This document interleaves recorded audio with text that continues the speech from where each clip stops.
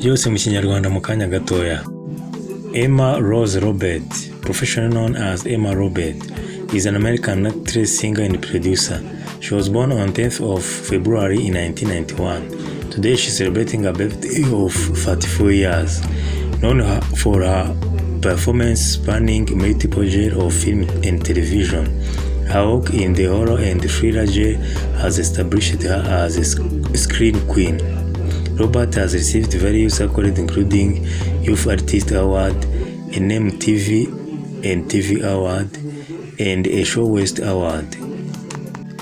After making her acting debut in the crime film Bro released in 2001, Robert gained recognition for her lead role as Eddie Singer on the Nickelodeon television teen sitcom Unfabulous, released from 2004 to 2007. For the series, she released her debut soundtrack album Unfabulous and More in 2005. She went up to appear in various films including Aquamarine, Nancy Drew, Wild Child, Hotel for Dogs, Valentine's Day, It's Kind of Funny Story, The Art of Getting By, Ririmbyi Life, 4321, Scream 4, Adult World, We Are the Mirrors, The Black Coat Daughter, Nerve, Who Where Are Now, Paradise Here, Holiday, Space Cadet, Madam Web, Maybe I Do, About Fate, Abandoned, Holiday, The Hunt, Ugly Doors, Time of Day, Paradise Here, Little Italy, and many more.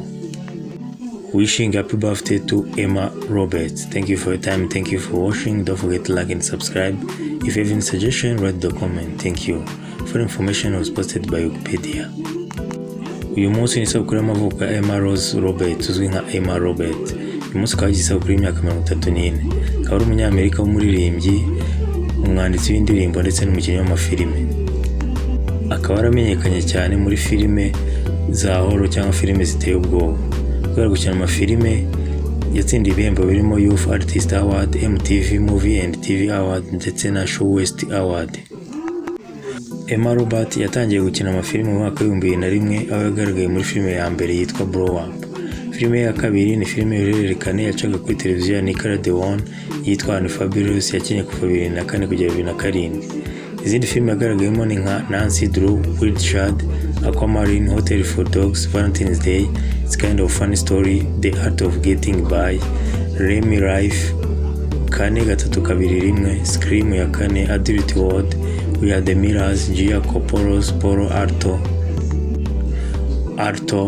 Black Coat's Daughter, Nerve, Who Where Are Now, Paradise Here, Holiday, Madam Web n'izindi nyinshi. Koze kubana nanjye nagusakana like na subscribe bimenye amakuru agezweho. Tekereza cyangwa inyunganizi wanyandikiye muri comment. Urakoze, ugira ibihe byiza.